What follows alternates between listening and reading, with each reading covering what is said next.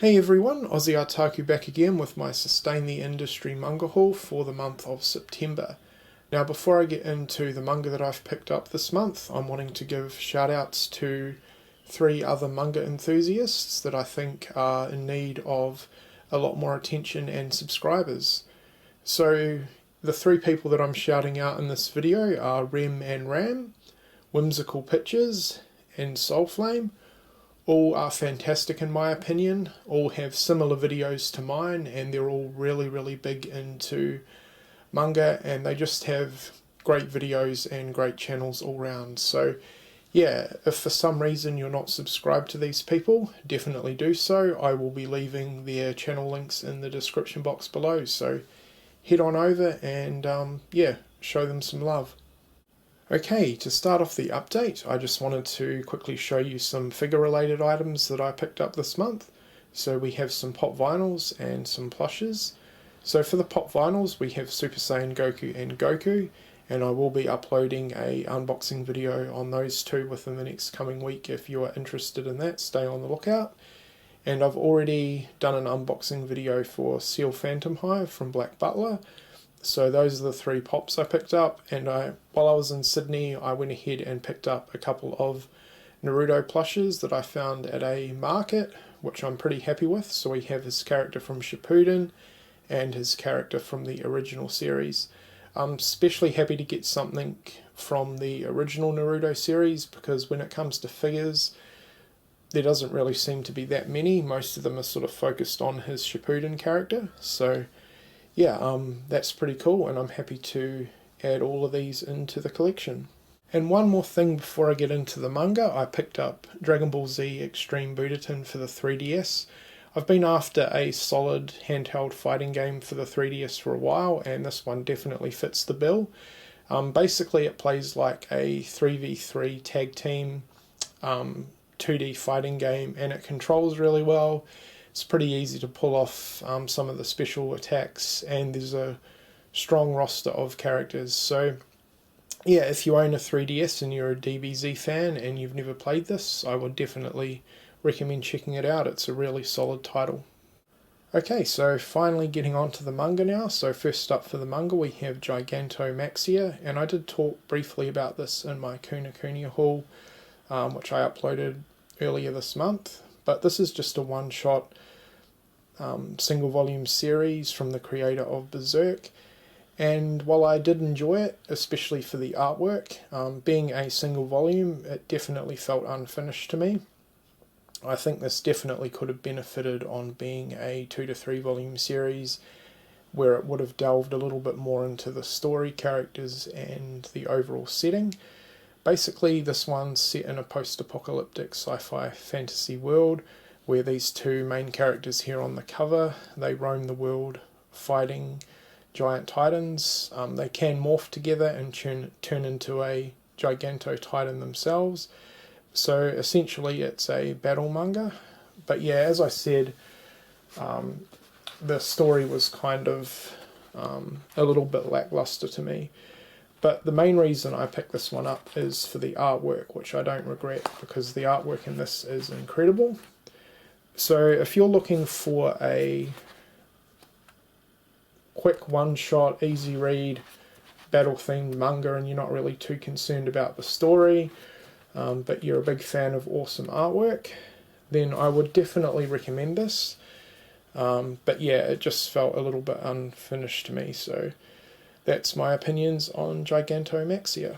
Next up we have Omnibus 1 of I Am a Hero, and I haven't read this yet, but I've heard a lot of good things about it, and being a big zombie fan, this was definitely of great interest to me, so I'm looking forward to reading it. The reason I haven't read it yet is I'm waiting for Omnibus 2 to come out, which I believe comes out in November, so I've still got a little bit of a wait, but yeah, once Omnibus 2 comes in I'll just be binge reading this series. So this is basically just a zombie apocalypse themed manga set in Tokyo, but yeah, I've heard it's really good, and I'm definitely looking forward to reading it.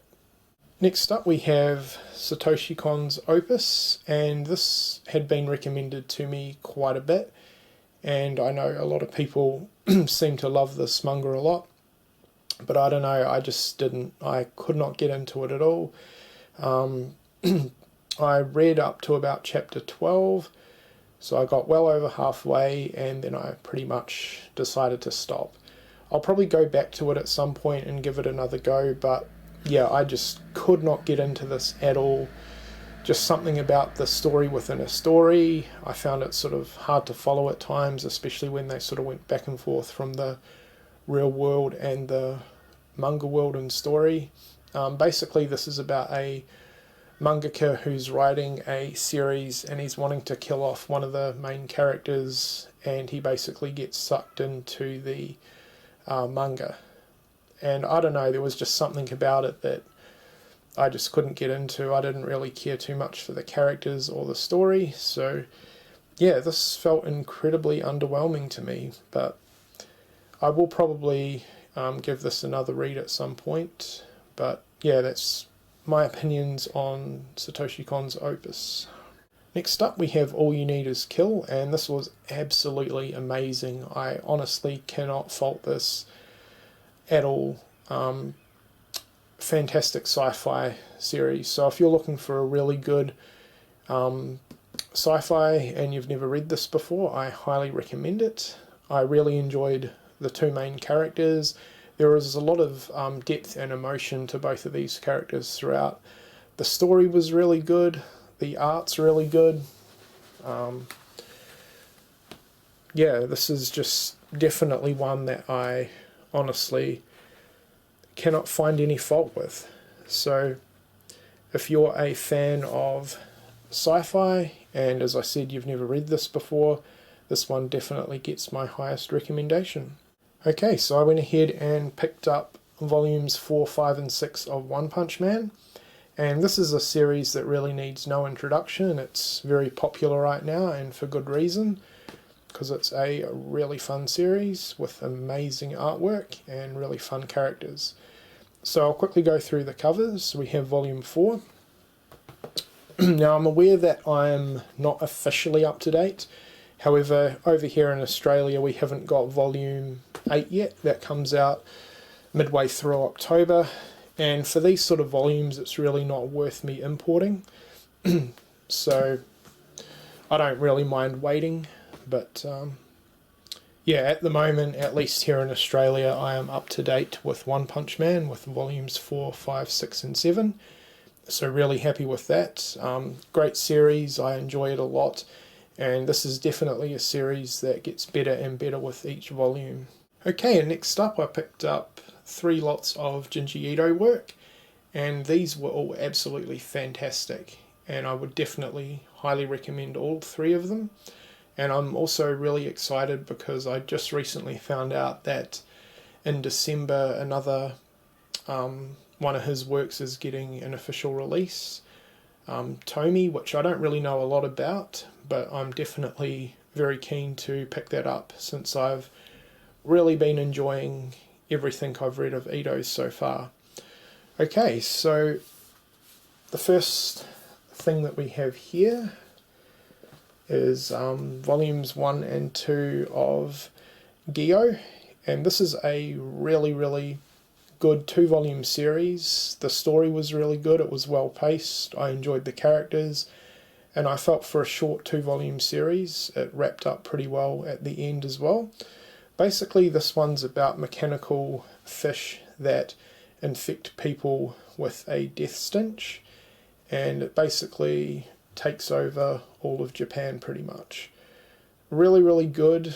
This one definitely relies heavy on creepy imagery, and the artwork and the imagery in this is fantastic. It definitely gives off a really creepy and atmospheric vibe.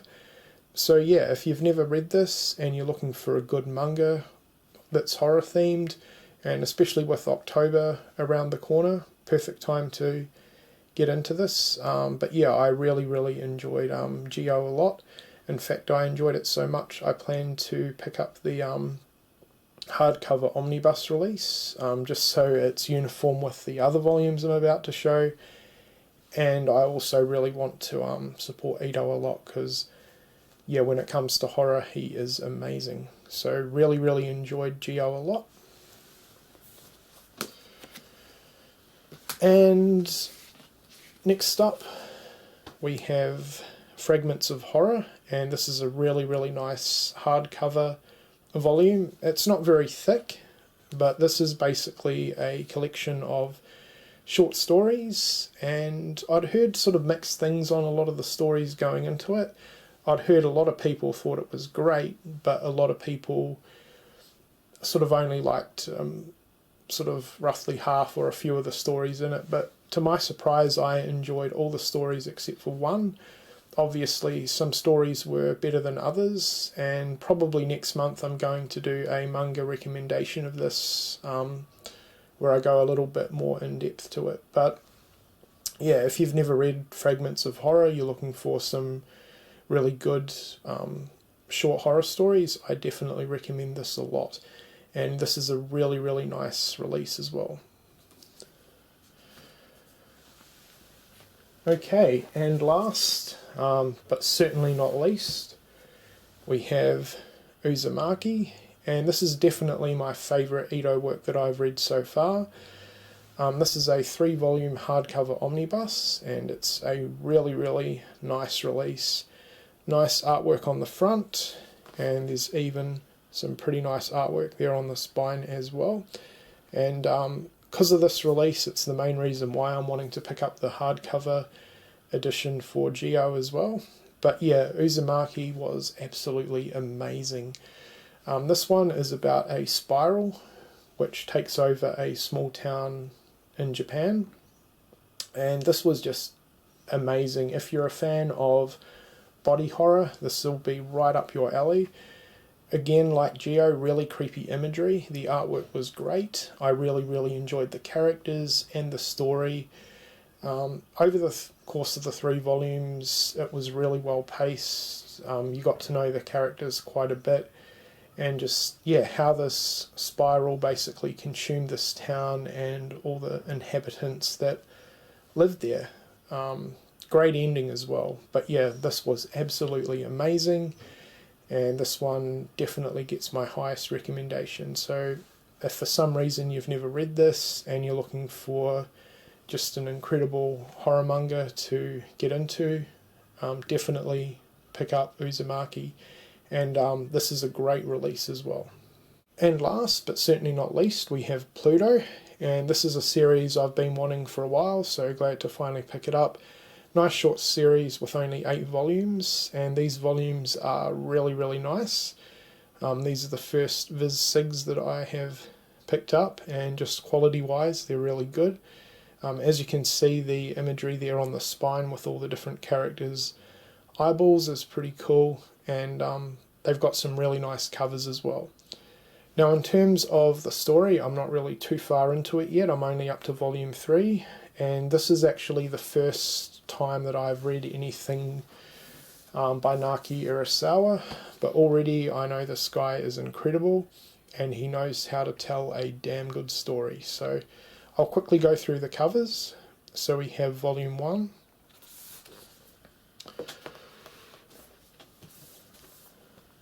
volume 2, and I'm definitely cannot wait to finish this series, because so far this is where I'm up to, volume 3, and so far it's absolutely amazing. Volume 4, and just reading this has definitely got me very keen to pick up Urasawa's other work, like Monster, which I really need to get onto, and 20th Century Boys. Volume 7, and Volume 8, which is a little bit thicker than the others. But yeah, so far this is shaping up to be a fantastic series, and I'm definitely looking forward to finishing it. Okay, so there you go. That was my Sustain the Industry haul for the month of September. And once again, if you're not subscribed to Rem&Ram, Whimsical Pictures or Soulflame, their channel links will be left down in the description box below, and I highly recommend checking all 3 of them out. They're fantastic. Anyway, let me know what you think of all the stuff that I have picked up this month in the comment section below. I hope you've enjoyed this update, and thank you for watching.